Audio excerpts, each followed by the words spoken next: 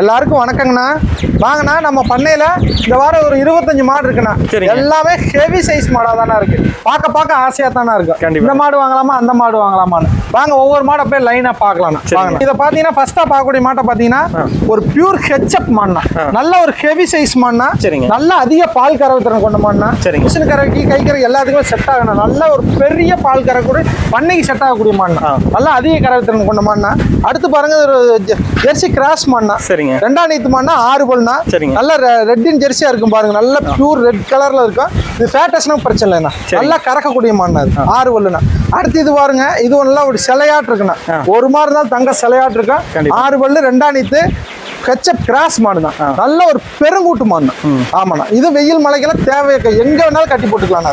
அடுத்து பாருங்க, இது ஒரு ஹெச்எப் கிராஸ் மாடு தானா. இன்னும் ஒரு கண்ணு போட 10 நாள் எடுத்துக்கோ. நல்லா ஃபுல்லா மடி எடுத்தானா கண்ணு போடும். ஆமாண்ணா. அடுத்து இதை பாருங்க, இது ஜெர்சி மாடுனா, நல்ல ஒரு வெயிட்டான மாடு. ஜெர்சியில் நல்ல ஒரு டபுள் பர்த் மாடுனா.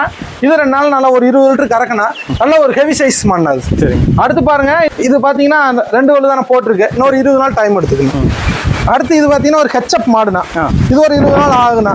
நல்லா மடி எடுத்தானா கண்ணு போடும். இது ஒரு 20 லிட்டர் கறக்கலாம். அப்படியே இதுல இருந்து பாத்துக்கலாம், அந்த 4 மாடு ஒட்டி கூட பாத்துக்கலாம் பாருங்க. இது வந்து 6 பல்லுனா, ஜெர்சினா, நல்ல ஒரு கறக்கணும். நல்லா 2 நேரம் பாத்தீங்கன்னா ஒரு 17-18 கறக்க. இது வந்து இது ஜெர்சி கிராஸ்னா. அடுத்து இது பாருங்க பியூர் ஜெர்சினா, இது கண்ணு போட 10 நாள் ஆகும்.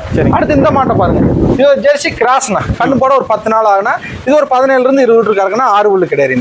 ஆனா நம்ம பண்ணையில பாத்தீங்கன்னா 60 ரூபாயிலிருந்து ₹1,00,000 மேல உள்ள மாடு இருக்குண்ணா. பண்ணையோட லொகேஷன் கரெக்டா நம்ம பண்ணையை பாத்தீங்கன்னா கரூர் மாவட்டம் தான், உப்பிடமங்கலம் பக்கத்துல மதுக்கரைங்கிற இடத்துல நம்ம பண்ண அமைஞ்சிருக்குண்ணா. சரிங்க, ரொம்ப நன்றிண்ணா. நன்றிங்கண்ணா.